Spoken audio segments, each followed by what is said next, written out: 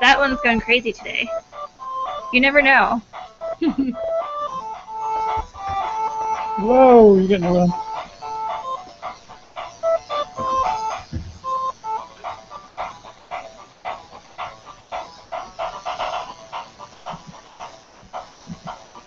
We'll get started in about just 1 minute, folks. Oh, guy. Come back.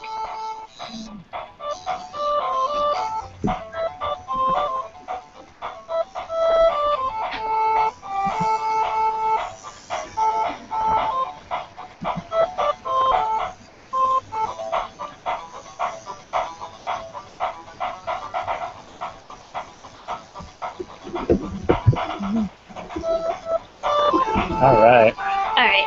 Let's switch cameras. Yep. Let's undo the All right, little guys. We'll do you now. Turn this off. Oh, you ruined my perfect DJ fade out. Oh, sorry, Steve. You know we're all about production values, right? There we go. Hey, everybody, and welcome. We're actually on air now, and welcome to our pre-summer host site hangout. Yay, MakerCore. Launching your programs. Yeah, this is where it starts to really get real. It's the most exciting time for MakerCore in a sense, really. Members are starting to show up at institutions. Projects are being planned. Folks are done with finals. Yeah. Or finishing up. Yeah. Or some are taking it this week. So we welcome. We have in the background on one of our frames the folks from the Children's Museum of Houston. Those are MakerCore members working in the background and making. Hi, guys. Hi, everybody. Everyone. Thanks for being background, Candy. We'll highlight you guys and have you say hi and welcome later on. And we have Gail from the Keene Public Library. And we're also just joined by May. Yeah, May. All right. Yay. All right. Nice to meet you guys. So thank you, host sites, for joining us. And if you're watching this right now and you want to just spontaneously pop in, the URL to pop in is on our community, and you were emailed as well. Pop in, say hi, pop out. No worries. This is a very casual thing right now. We're really going to be kind of focusing on how we might support, as an organization, your programming and how you might support each other. That's the exciting thing about this summer is this network of creativity that you're now a part of. It's tremendous. Imagine your inspiration from your MakerCore members and combining that with all the other MakerCore members and all the other sites and other institutions, the programs that happen there. It's good stuff. So, shall we take care of a few logistics first? Yes. Yeah, all right. So, logistic list. So, logistics list, I have just the Maker Camps on it right now, which something we mentioned earlier this year, I think maybe a couple months ago. The Maker Camps. So Maker Camps are something run by Maker Media during this summer, and they started pretty soon, actually. You can go to the Maker Media site, and there's all sorts of links. Maker Media, we also put a link up on the host site website. It's just on the front page there. Yeah. Click there, and you can join it as an affiliated site. So these Maker Camp Hangouts are really fun. They have a camp leader, sort of a camp counselor type thing. It's very much of a casual vibe. There's a lot of field trips to places. One of my favorite episodes you can see online from last year was actually a field trip to just a couple blocks from our office here in Oakland to Emeryville at Pixar Place. And they had a whole bunch of Pixar employees sharing what they love to make after hours. And you can see why their movies are so incredibly creative, because you get to see a little bit of an insight of the creative, clever people that work at Pixar. Kind of jobs that MakerCore members are now more qualified for, because you have things to show about your creativity. That's the sort of thing that you can do. But there's other things they do. They have sessions where you get shared activity areas, and you do making of different kinds. It's really all over the place in terms of what they offer, but it's really fun. What we're looking for in particular are sites that are kind of affiliates, that have like show viewing parties and invite people to come in and watch it and be a part of the greater Maker Camp community. So it's a nice complement to your MakerCore programming, should you have that already. Reed. Hi, Reed. All right. Hi. Nice Eye. Welcome, Nice Eye. It's good to see you guys. We are well represented geographically right now. Yeah. This is great. All right. I think David's somewhere on the West Coast, so it's just me today. He's still over here. We got him for a while. We're gonna keep him. So. Yeah. Can't blame you. If I could just push a little magic button, we can get you virtually. Yeah. So we are, and we would ask you guys to kind of mute in the background, and then we'll kind of have you introduce and tell you. What we want you guys to do in just a little bit after we're finished with logistics is to share a little bit of your summer plans. But we need to have somebody mute. Houston, are you guys muted? There we go. Thank you. Yes, thanks. So we want to hear from you guys, and then we want to talk a little bit more about program support and that sort of stuff. So Maker Camp. Maker Camp. Logistic thing on number one. The other one would be surveys. Oh, yes. The survey, the post-spring development camp survey was sent out to the Maker Core members. So just gently remind them to respond to that. It's due on the 26th. So that's it. Yeah, that's all it'll take. And now that your core members are starting to arrive in some places, or you could email them and say, hey, a gentle reminder from you guys goes a long way. And we got a massive amount of information we're still digesting from the pre-survey, and all of a sudden, bam, like that, we got the post-survey. Yeah. The exciting thing is that's going to lead very directly into what we offer in our summer development camp. So we'll have about 3 to 4 sessions, depending on our schedules, where we very specifically respond to the desires and needs of host sites and Maker Core members about what kind of things you want covered, which is really fun. When we did it last summer, we had all sorts of group visits from entire organizations, all the people sharing what they were doing. From that stemmed one of the most exciting things, as we mentioned earlier, about Maker Core, which is the sharing of projects, ideas, and inspiration. A collaboration happened between 2 sites, for example, where inflatables as a genre was developed, and I think the Children's Museum in Houston was one of those, actually, and then Science Museum in Minnesota, and NISI also. Yep. So those 3 organizations were working on inflatable structures that really were quite simple or spectacular, so successful, in fact, that it was one of the things that NISI put up outside at their Maker Faire or World Maker Faire, and that was really, really cool to see a project that had been co-developed between Maker Core sites become a major Maker Faire exhibit in a sense. That was really neat. And all y'all have the access to those survey results. It's up on the host site website. I put and I sent it out on an email link as well. So if you haven't read through it, I highly advise reading through it because it's really, really great stuff. It's very entertaining. Yeah. Yeah. You all hired very well. Yeah. And it was evident from what they wrote in their pre-surveys. We can't wait to see the post ones. Yeah. So knowing things are going on. This is also a time to remind host sites that the possibility box is for you to use as well. If you've been on the community, you've seen the spectacular response to things, don't be afraid to dive in and become a part of that. It's never too late. None of the projects that we covered during the camp or covered during the camp ever expire. So if you haven't made a art bot yet, or if you haven't explored e-textiles or used any part of the possibility box in any way, it's never too late to share that on the community to get in on the fun. Yeah. It's a good time too, actually, when you're developing programs, to actually be prototyping hands-on. So you can get feedback from Maker Core members. Oh, you put the project up there. That'd be great. On site, absolutely. They've been spectacular for that. So welcome, KFI, Free Library of Philadelphia. What's up, folks?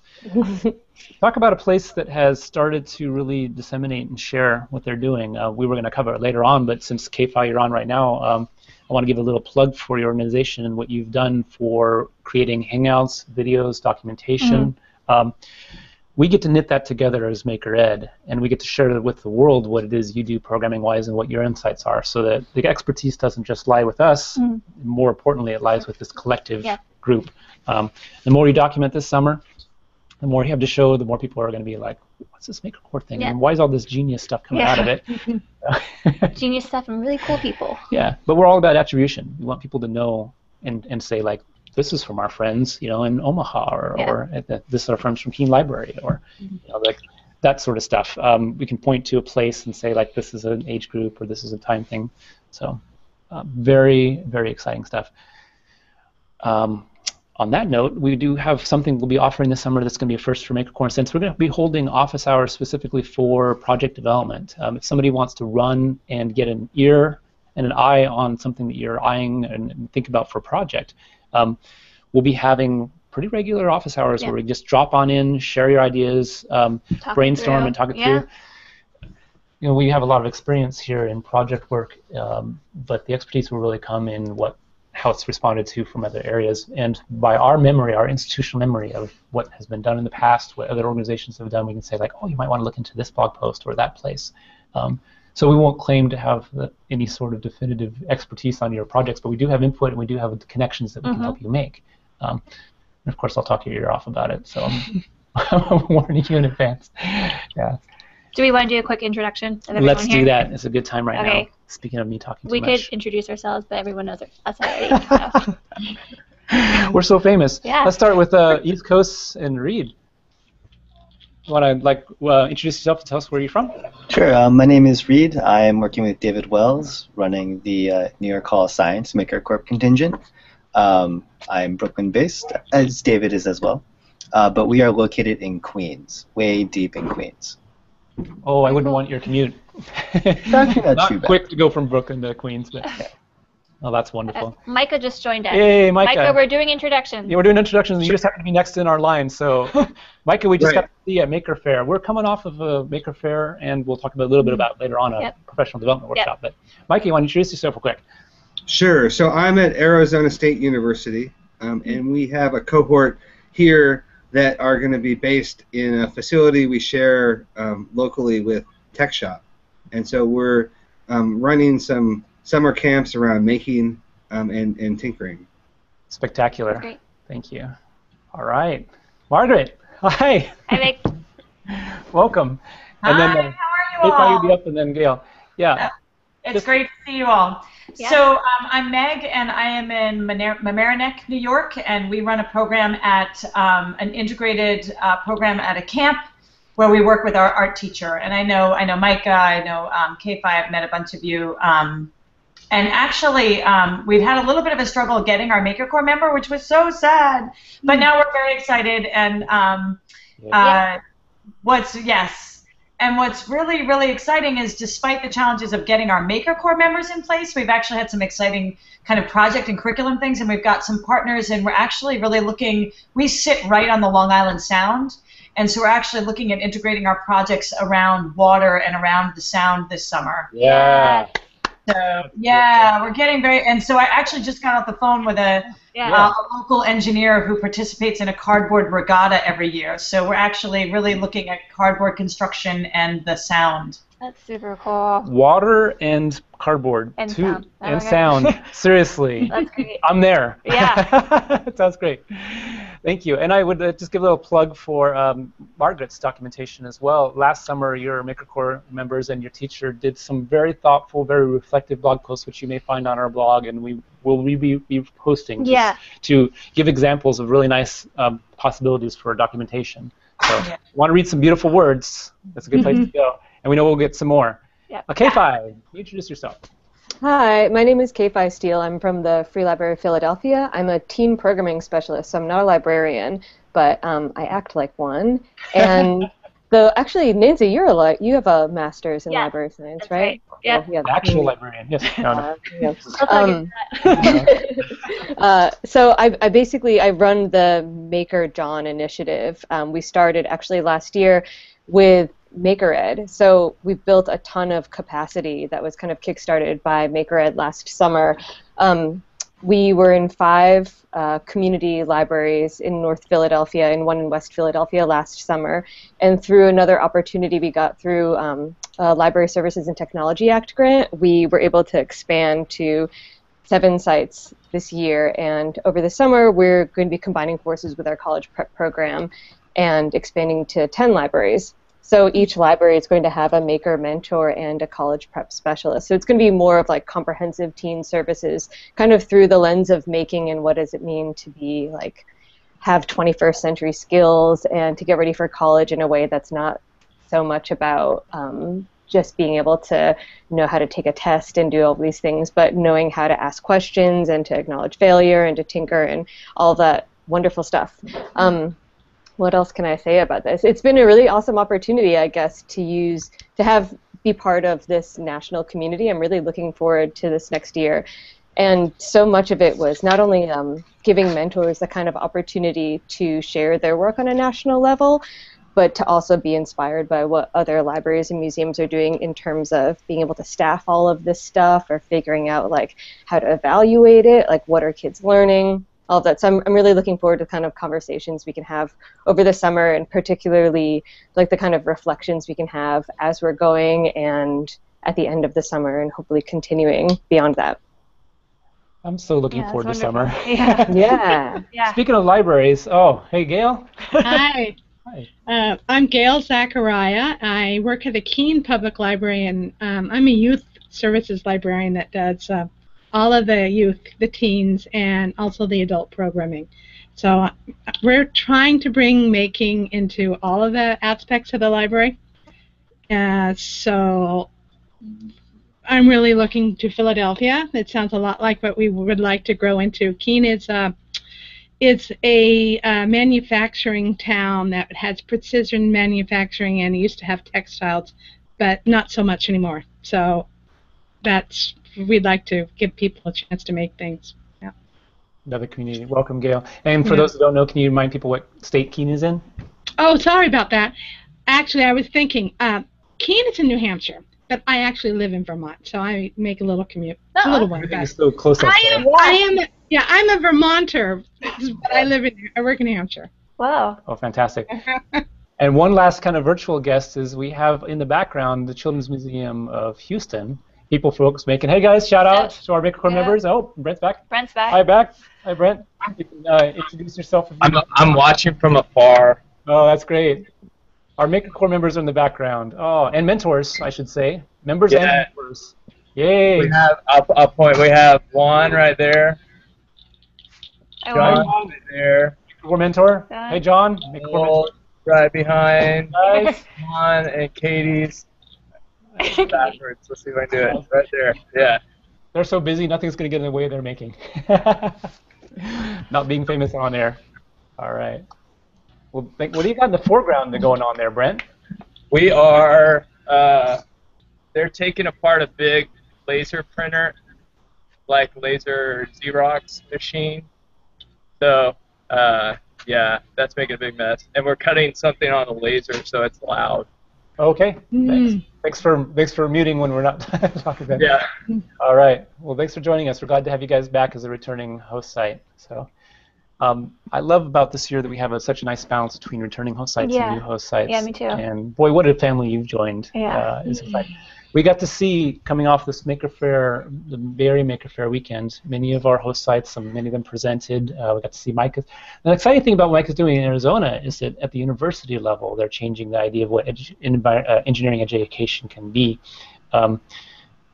Tiny soapbox speech here.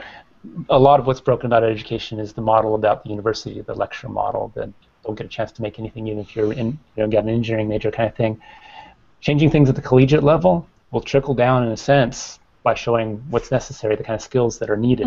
So we love it when a teaching program or an engineering program says, hey, kids and young adults need the opportunity to build as part of every major and do things. So we're really grateful for your work there, Micah. It's spectacular. And seeing your MakerCore mentors and members speak was very inspiring. That was really great. The kind of engineering program I would have loved to have done. The school that I went to has exactly one class in almost the entire spectrum except for your senior project where you actually get to build and make things as a lab. The rest of the time it's all theory stuff, which is just heartbreaking for engineering, right? So, okay, end of soapbox there. So, you want to discuss summer plans? Or let's talk about summer plans because it's going to be really shaped by the feedback of you guys. We think that the first session is really going to be about in summer, about programming and sharing what you're developing and how we can support that sort of thing. But as I mentioned earlier, we'll have Hangouts that will help connect you guys and have a little jam session about your projects. We'll be sharing and disseminating and documenting that sort of work. But if you have topics that you think that you can reflect that really, now that your MakerCore members are showing up, that you want covered in the summer, we can invite in outside experts. We can invite you in if you want us to share. So if you have something you've been burning to say or experience you want to share, let us know and we will plan these summer development camps around you. And we'll also be inviting you as an entire group whenever that works out for your group to share. We love it when it's happened last summer. We had entire Maker John folks on all at once, or we have the Children's Museum of Houston folks on all at once. And we could just sit back and watch this. Or we had Adventure, all of them on earlier in spring development.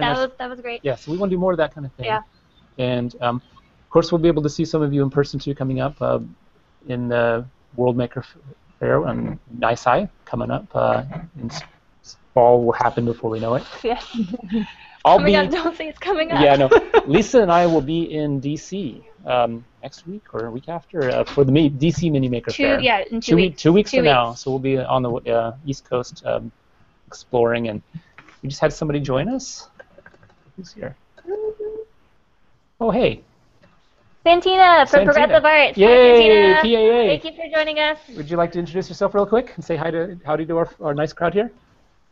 Sure. I'm trying to get my computer to cooperate here. I don't see anybody, but I see myself. Okay, we can hear you. So. Okay, here we go.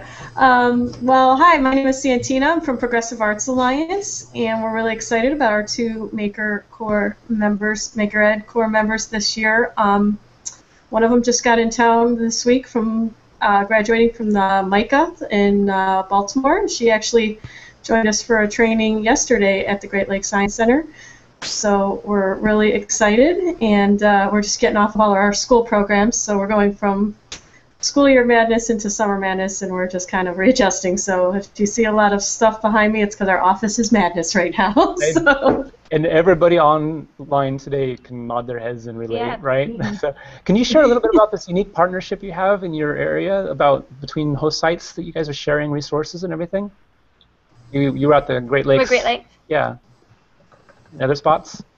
I don't know how much we're sharing resources. I think they were doing a training, and they had our program coordinator, who's not in today, was involved in a call with them, and they were doing a training around using Legos.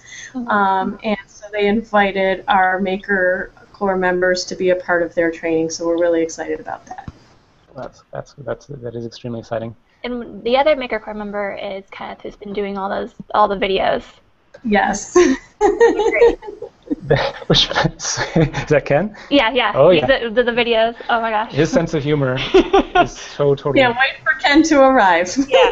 I know. He's definitely knows how to create some humorous videos. Yeah. They're very, very inspiring. So we love that your organization in particular emphasizes the music side of things in some ways, as do other places. But there's music is a beautiful form of making, and anytime you can include that form of making and make it as broad as possible, really expanding opportunities. So we're actually going to expand some of the music stuff because Ken's so into it. So he's going to have some opportunities to kind of push that thinking this summer. We weren't planning on it, but we're going to give him that opportunity. So we're excited about that. I'm so glad to hear that. That's really cool. So what we were saying is you and Lisa are going to be in DC. Yeah. And there's a lot going on in the DC area. There's the Mini Maker Fair, and there's the White House Science Fair, which Maker Ed has nominated several of our young makers from the Bay Area to actually participate in. So this is going to be the third year where we've had a hand, or at least second year most directly, that we've had a hand in who goes to the White House and gets to meet the president and the family and everything. So first year was Joey Hootie, and last year was Super Awesome Sylvia, who represented, you guys know. We've grown up together at Maker Fair. This year we've got folks from Lighthouse Charter School and the Exploratory, so two Maker Core host sites. This is part of the benefits of the program, national exposure. It can be life-changing to have that sort of opportunity to go to a White House Science Fair. And then coming up, and there's not a lot of details about this, but of course is the White House Maker Fair. And so later on in June, date not determined exactly yet, is going to be actual instead of a science fair, kind of a more Maker Fair. And that's real spectacular that'll be coming up soon in June. So we'll share more information about that as it comes available. But there's one other direct route from Maker Core into the possibility of national exposure. Yep. It's June 2014. That's in that next week. that's very soon, right? Yeah, June is going to be a whole month. Three events in DC in June, yeah. and then they're like every week. Yeah. So we just might stay out there for a while. Yeah. So we might actually He's going to be just in DC. We'll see. We'll more likely Lisa stay there. Yeah. But yeah. So I'll be bouncing between DC and Portland and the Bay Area. So. And I'll be here. Yay! Holding on down the fort. fort. All right. Well, we wanted to share a little bit about Maker Fair and the experiences that we had there, because it's. Every year in Maker Fair, we see a growth in interest about Maker education, and we see more and more people packing the tents, as Micah saw. This year, we had a tent that was front and center. The Make Education stage at Maker Ed Cafe was right next to the Cognizant folks. It was a place that was just prominent, and so it was not just because of its prominence, but because of general interest in Maker Ed. We had fascinating sessions, but this is one of those things that's trending and becoming mainstream, and so all of us are going to have to work together to make sure that it doesn't become one of those mainstream flameouts. Like keep making inclusive, remind people of the different forms of making, be respectful of the different approaches to doing it, Absolutely. that sort of stuff. So that's kind of what our organization is about, making sure that it doesn't get co-opted and narrowed down in focus or definition. And this is why we have the breadth that we have down here It's amazing. of different sites. Yeah. You are all showing what's possible in informal and formal educational environments, which can't be emphasized enough. It's very important. Yeah. So that was an exciting thing. We also had a teacher professional development workshop, our very first large professional development event where we invited over 100 educators and close to about 150 to 200 people once we had all the presenters and VIPs included. You may see online, and we'll post to the communities. I'm going to post. I'm going to post what we have so far, which is Dale's keynote and Sylvia Martinez's. That's right. So there are 2 keynotes that we'll have online, and then there's a blog post through Make Magazine that we wrote on Friday, or I wrote on Friday, that you may see as well, and several other coverage you can also find on our Twitter stream, kind of the things that went on there. And that was very exciting. We'll be doing more of those kind of things in the future, probably in venues that are a little easier to control than the global headquarters of Intel, which was a fantastic place to have it, but also came with a lot of security and tool restrictions. So I wanted to share a little bit about how we started that day, because it shares a little bit about our philosophy. We invited people in the morning for the first hour of the workshop to mingle and be a part of making experiences. As they came in front and center, a whole bunch of cardboard. Got off the bus. Our AmeriCorps Vistas had been building these big towers and painting cardboard and building things.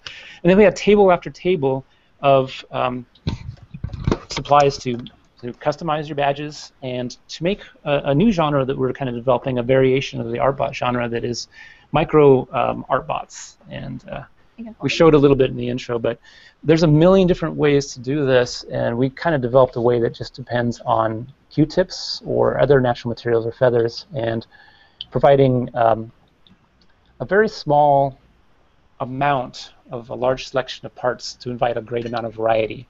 And so we will show an overview of this in the other camera right here, but I wanted to show you, this is an example of, you wanted to develop a spontaneous making experience within your environment and make it portable or even send it home with somebody.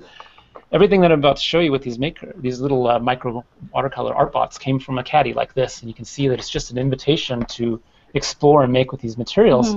We had 6 of these caddies during the workshop so that people can kind of take them off, sit down at a bench, take it at a table, come back. And we had a million different examples out rather than just one, so that people can see the variety of possibilities. This is a little different than a lot of approaches that we've seen to ArtBots, which is here's a strawberry basket or here's a cup. Of course, we haven't been encouraging that nor discouraging it, because it's also very exciting to do that and very straightforward to manage with materials. But with just a greater amount of common craft materials and art materials, you can see a large variety of very small, and they're cute, right? Yeah, they're Many cute. anthropomorphic things. So, and it doesn't have to be liquid watercolor. You can use food coloring. You can use the paint kind of guy right here. And the thing that made put it in sand. Yeah. There's a lot. Yeah, the thing that made it exciting to use was that all the foam that we used was recycled sources. This is recycled packing material. This is polyethylene. It's high density. It's the same sort of foam you would find in pool noodles and a lot of packing. And you'll know it by its density, by its kind of easy to cut, easy to work with. And it comes in a variety of densities. This is kind of low density version, but you can find it packing everywhere. These little circular guys, this is stuff from our bike rack outside the building. We just wrapped it and everything, and just made these little circular bots that came around. Where's the star? Yeah, where's the star? No, there we go. Oh, yeah. It's in here. Star is cool. Flip over. You can also do a resist method with the watercolor ArtBots.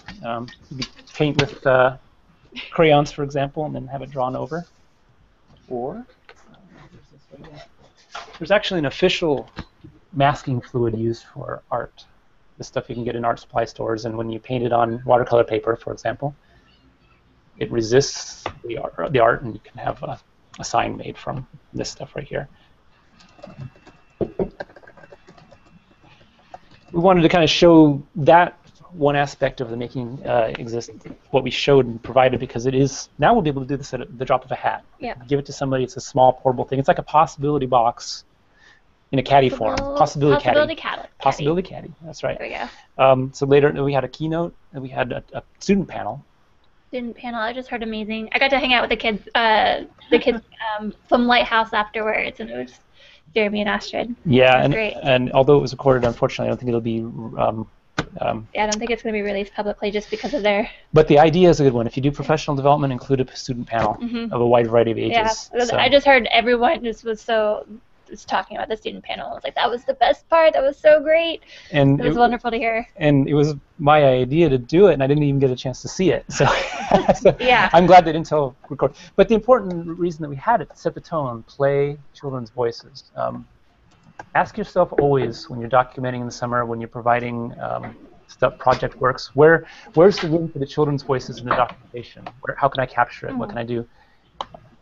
During the lunch period, we had what we call a possibility fair, where we had vendors and all other making experiences. So after these morning workshops where they actually made things, they had a possibility fair. We had an afternoon breakout session, and then we ended the day with a keynote and the words of our participants. So the reflection of the period. So sort of in some sense, a development camp condensed down to a day. Yeah.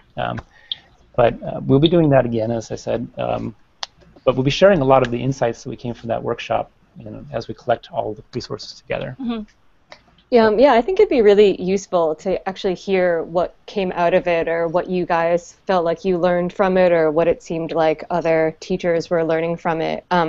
One thing that I found really useful that we did last year was I participated in a lot of the activities that the mentors were leading, and we would do prototyping sessions together. And I feel like the more that I, as kind of the administrator of this, was actively engaged in the making process, the more I understood it, and the more I was able to support the mentors in terms of like they're having problems with things, or even like simple things like they need supplies. I felt like it also opened up the opportunity to have a better conversation, or have like more communication between me and the mentors. And I guess that's what I'm kind of seeing from you guys with showing off the things that, like the microbots. It's like, well, one question kind of for the group is like, have you guys been engaging in the making process, or is this something that you're just administering? That's right. So I'm glad you brought that up, because we now want to invite from you your ideas of what would make professional development better. And that includes our development camps. But what are the things you'd want to see as educators in professional development? The things that have worked best for you in conferences you've been to, perhaps, or the things that you want to see more of. This is a time for us to hear it and try to implement that, at least virtually this summer. So any ideas about what you want to see more of or less of in conferences?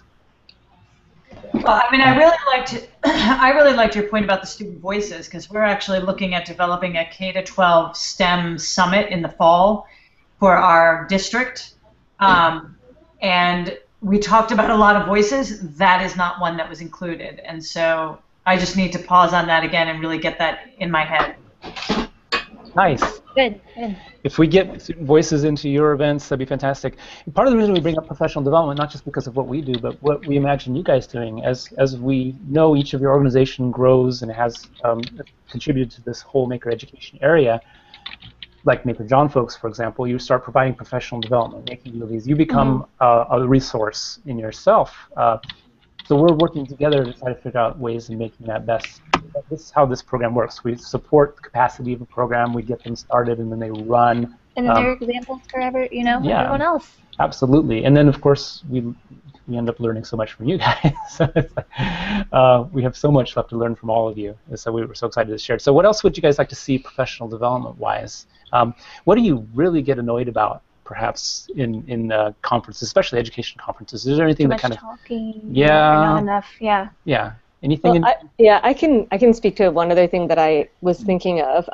Like, I think that these Hangouts particularly could have the potential to have really valuable conversation, really to get down, I guess, to the brass tacks of like, well, what's really working for you at your site? What's really not working for you at your site? And I feel like when you get the opportunity to speak to a bunch of people who are your colleagues on a national level, you tend to be like, well, here's our biggest successes, and even you turn your biggest failures into your biggest successes, because you don't want to make your organization look bad, or you don't want your reputation to kind of be tainted by admitting that you're having problems with things, that you're dealing with mentor burnout or anything like that.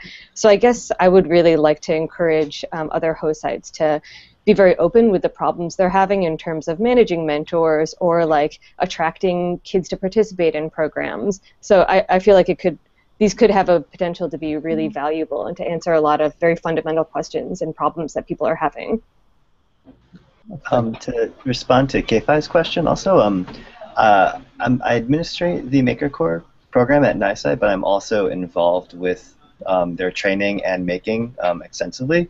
And I'm almost nervous that we have kind of a reverse scenario where we know what we want them to do almost too much, and they may not have, say, this broad, blank, open canvas to kind of create their own way, so to speak.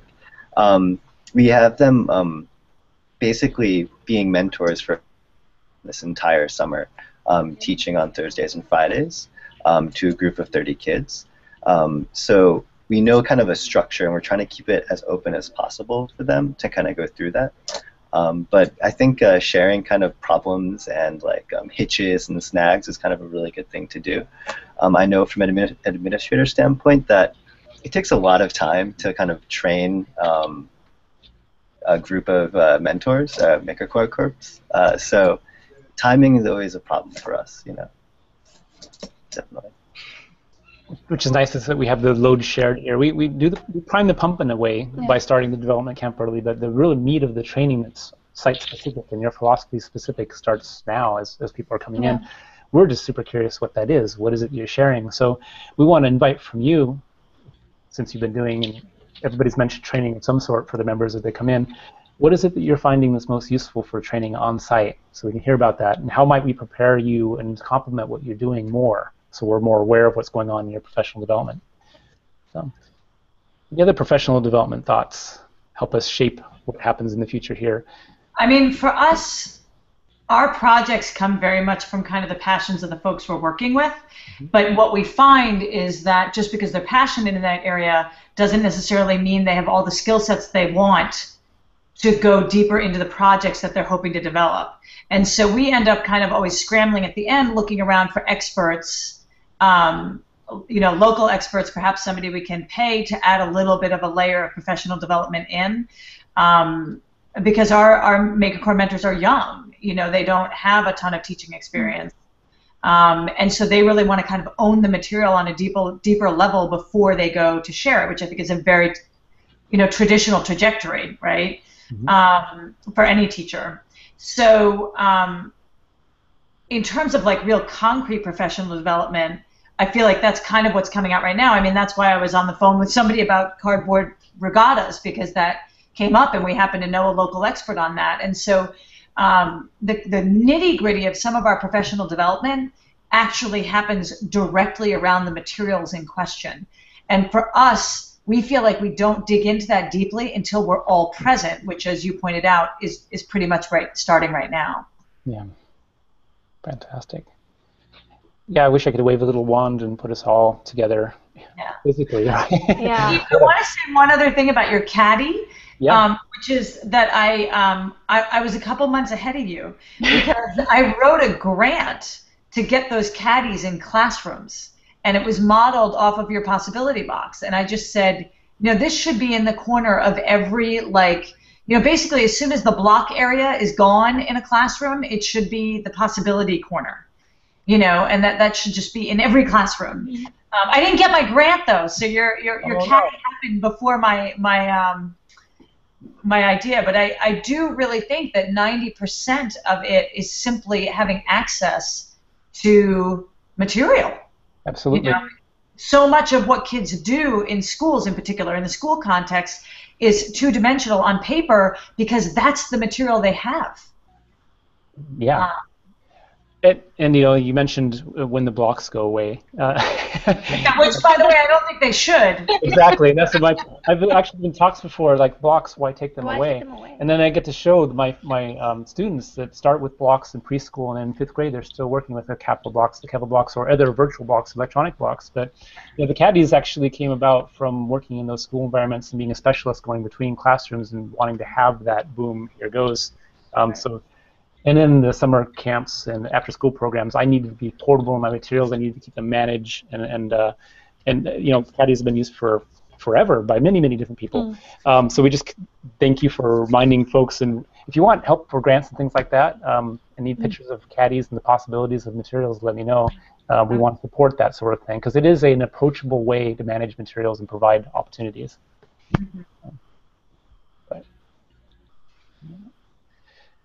Any other thoughts on what you'd like to see from us this summer, professional development wise? Yeah, Kate? I have one more thing. I think it would have been the last Hangout or the second to last Hangout. There was that conversation about, well, what do you do if one kid starts saying, well, this person is stealing my idea?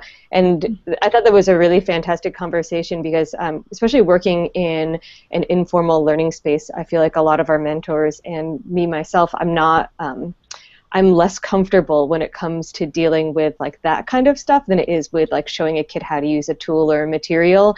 And it's like negotiating, like, okay, well, do I tell the librarian that this kid is talking about jumping another kid, or do I try to speak to the kid directly? And it's like kind of dealing with all of the social side of like these environments that we're working in.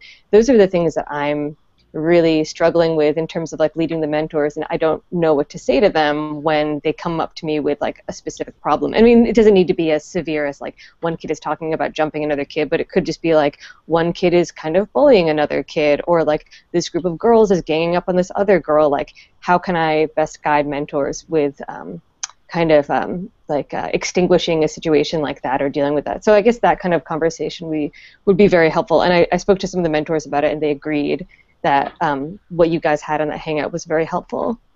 Maybe we can bring more of that in. Yeah. I can think of some social emotional experts, some teachers that I know in particular that have just wonderful language. And I think that's so much of what it is. Your attention and your language and your words and where you put your energy is a lot of what kids are looking for. We could get Jeremy to come on and do. Mm-hmm. Yeah, absolutely. So a number of teachers in mind that would help out with that. You can never get enough of that. You know, how do you energize the positive things? How do you re-steer and redirect negative type things? How do you provide opportunities and situations of collaboration where kids need to get along? We were going to lunch earlier today. We walked by a school where there was a Foursquare game going on, and I called the Foursquare a social emotional interaction machine because it's almost guaranteed no matter when you play Foursquare, you're going to have some conflict arise. You're going to have some arguments arise. And if you're a teacher, you're hopefully wisely you're hanging back coaching a little bit if necessary, but you're there. But it's a safe place in some sense for kids to work out this, no, it wasn't out, it was in, or no double bubbles, or all these kind of rules that come up over Foursquare.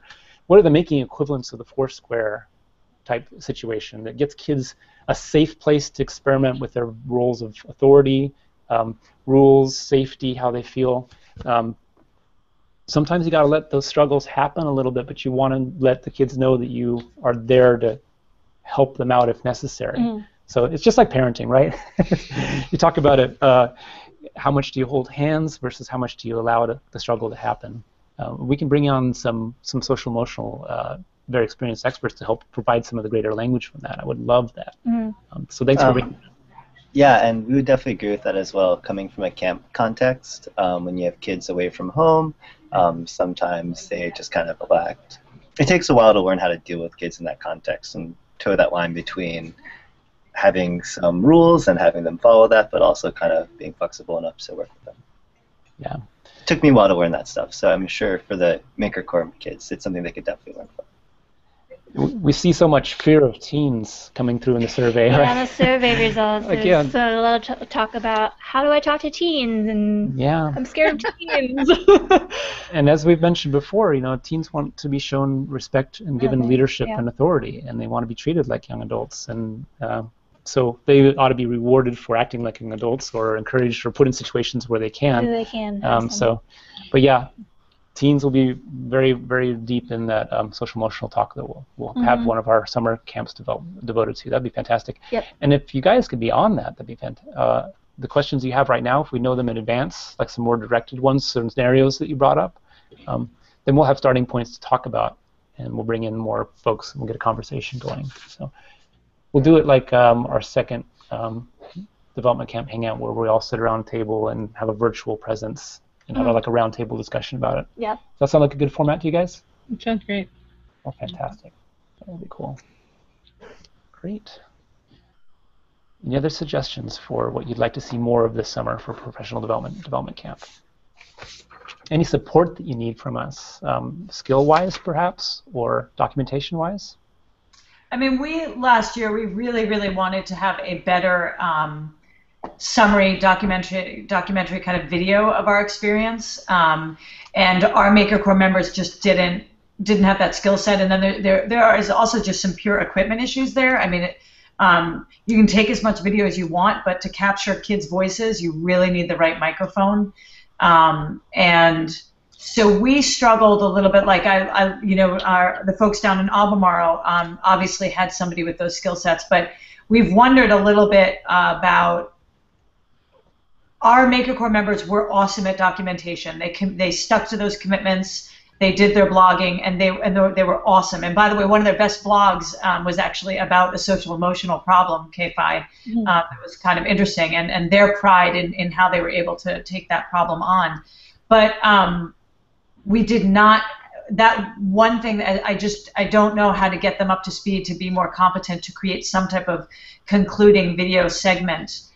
Because another real issue is actually sharing this work in our context, and I can imagine that this must be even more difficult in a library context or such, is you do not have to make the kids drink from this fountain. They gulp from it.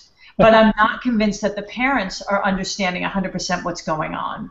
Not for lack of interest and not for not wanting to necessarily understand it, but most of the parents are working and maybe even working 2 jobs, and so we know that what we're doing is terribly unique and different, but I'm not certain that the parents know that.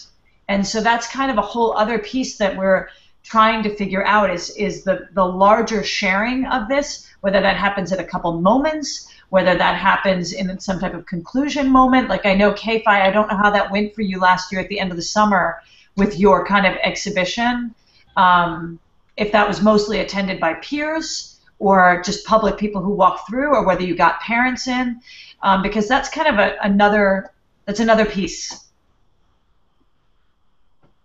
K-Fi, do you want to respond to that, how your exhibition went and how you involve parents into the discussion and making process?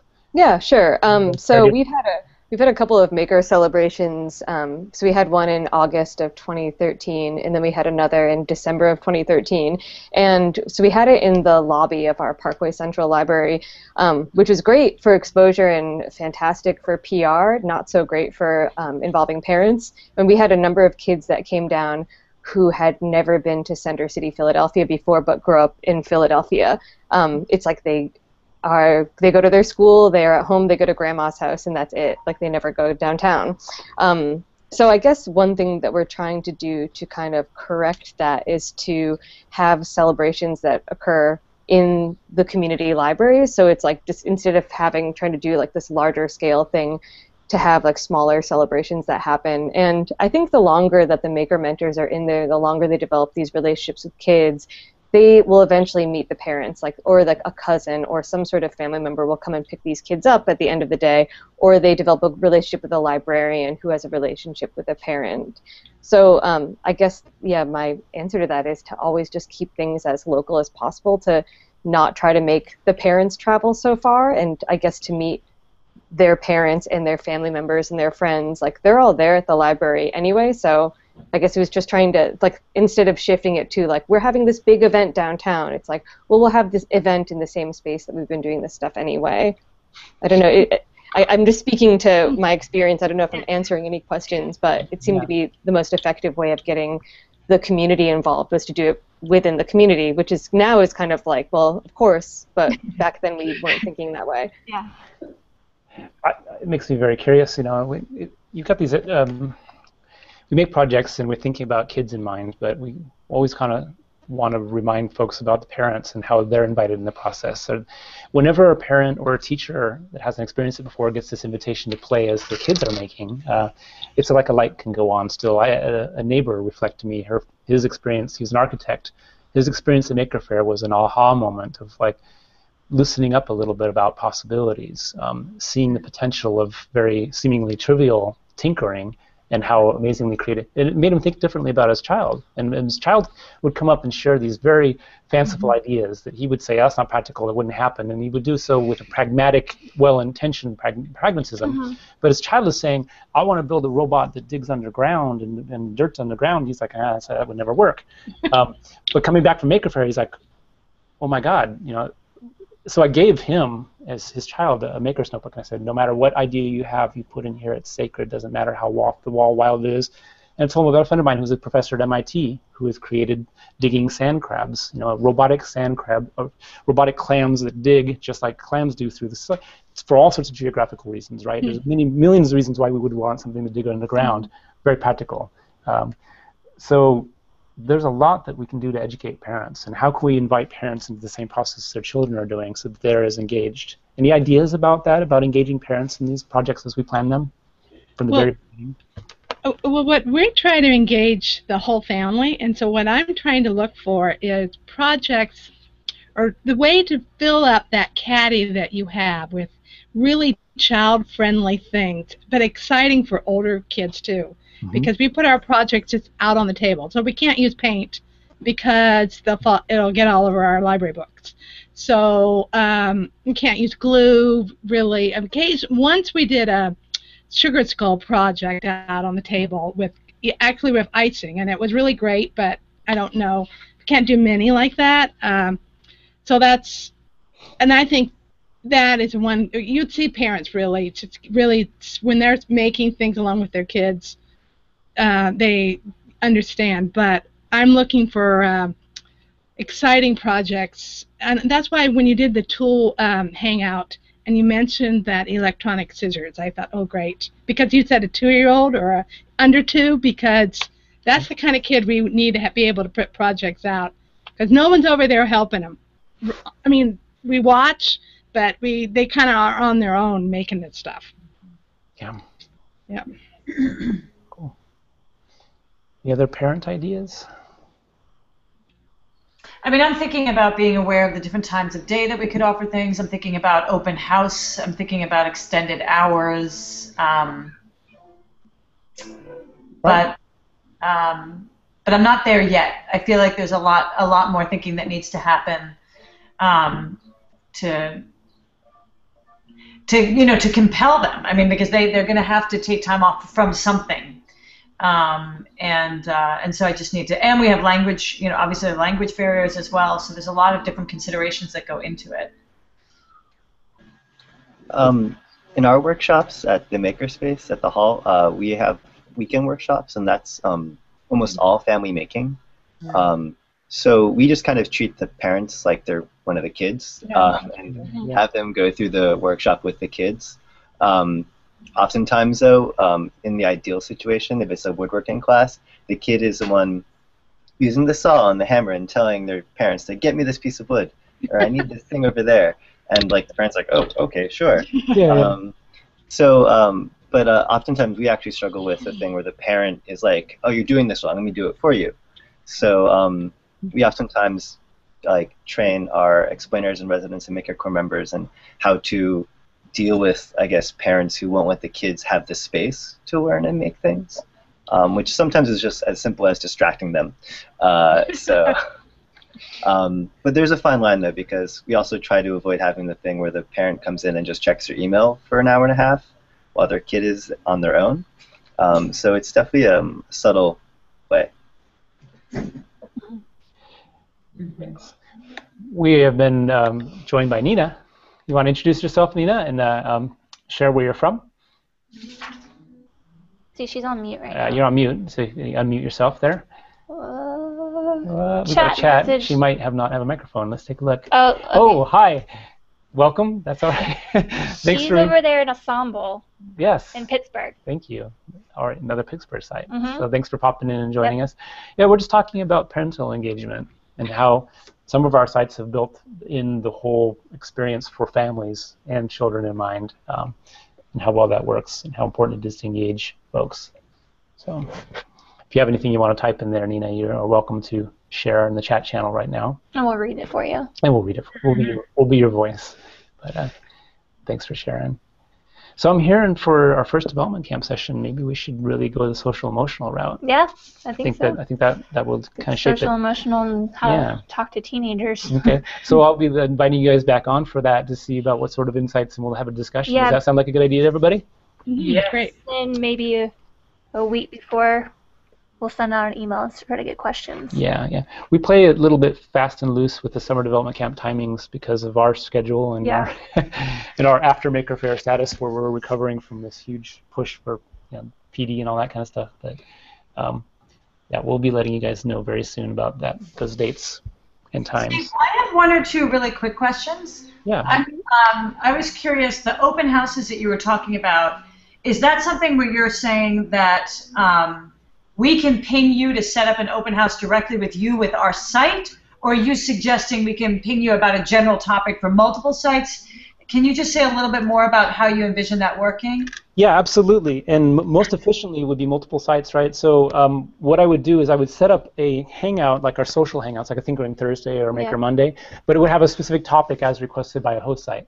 And then I would say, like, I'm going to be talking and chatting with the host site about this project proposal or this idea. Join us if you'd like, lurk if you want, whatever it is, so that we can kind of disseminate it a little bit better. But we'll be here to provide advice, connections, remembered blogs, or past projects by other host sites. So it's really by request.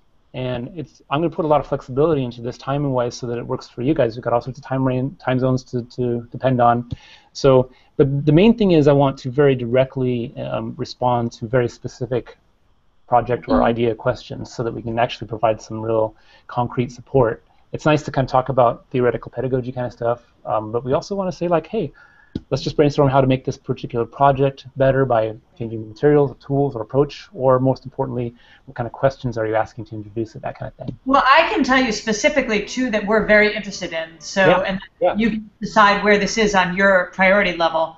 One is specifically about cardboard construction. Yes. Because we were very inspired by the folks in Albemarle in terms of being very budgetarily, fiscally sound and tight. And, and so we were really inspired. And I don't know if the folks from Albemarle could lean into that a little bit. On there. I think they do a whole, like, summer camp around cardboard is what I was understanding. So that's one question for us, is cardboard construction, and not just large-scale cardboard construction, which is one direction we're going to go, but we've also heard about some folks at the Blue School in New York who are doing cardboard construction for automata, so toys that use gears and cranks, but they're doing it out of cardboard instead of out of wood, again, for the purpose of, for a variety of reasons. Yes.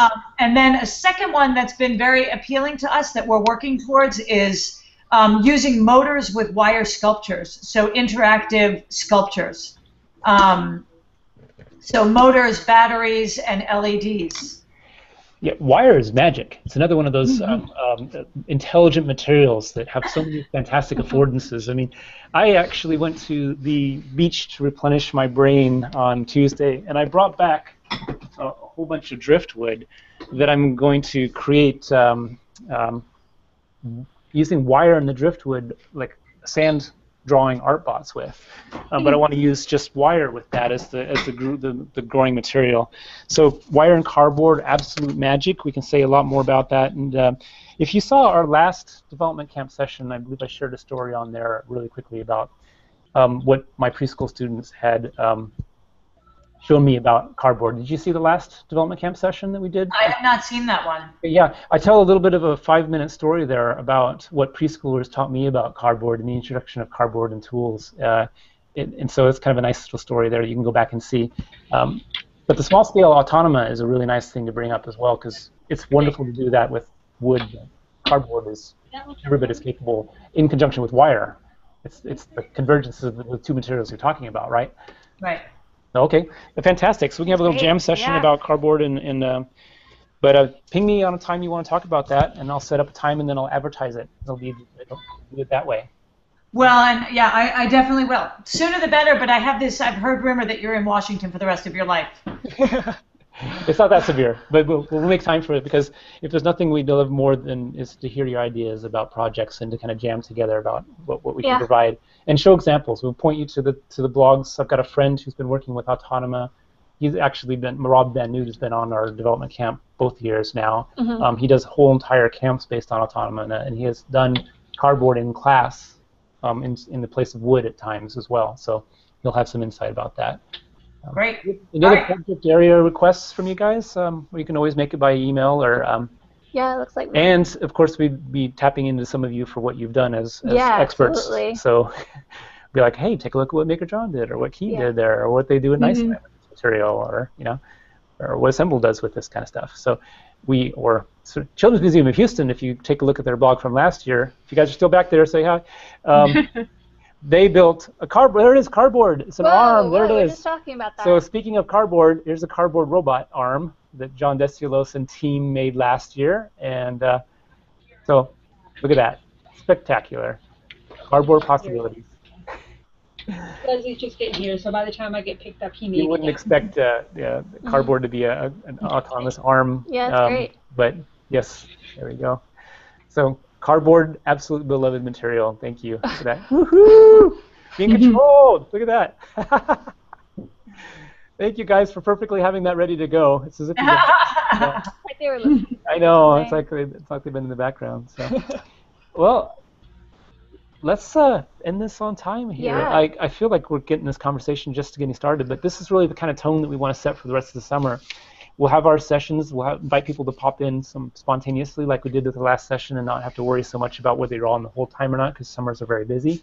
But we want your presence, and couldn't be happier with the turnout we've had today. I know, it was great. So, thank y'all. Email me your project discussion requests, and I will set up specific jam sessions based on those, and we'll talk about project possibilities. Okay. Sound good? Okay. Yeah, great. All right, guys. Thank y'all. Thank you. Bye-bye now. That's an authentic y'all. I say y'all, and I've never lived. Woo, Texas! Yeah, Who so- goes to Texas? I picked it up. So, all right, bye, y'all. We'll talk to you guys all throughout the summer. So thanks for participating, and thank you, Cardboard Robot. So Bye. bye-bye, everybody. Cool.